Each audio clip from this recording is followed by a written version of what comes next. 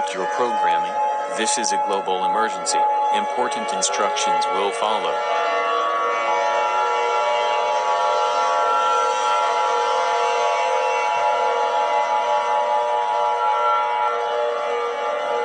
The following message is transmitted at the request of the United States government. This is not a test. Regular programming has been suspended for the activation of the national alert. This is not a test. Reports say that Monarch has warned us that a titan named Thermonuclear Godzilla has been occurred to attack the city.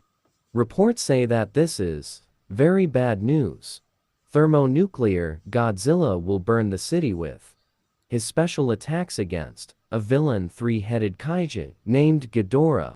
I am sorry, but there is nothing we can do to stop this event from happening. Gather all family members. This broadcast is also being occurred by the Monarch ship. It is said that Godzilla will arrive at the next 32 hours. However, Ghidorah will arrive at the next 33 hours.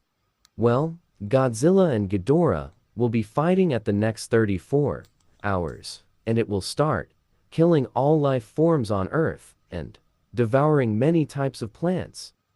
I'm also sorry, but there is nothing we can do to stop this catastrophic event.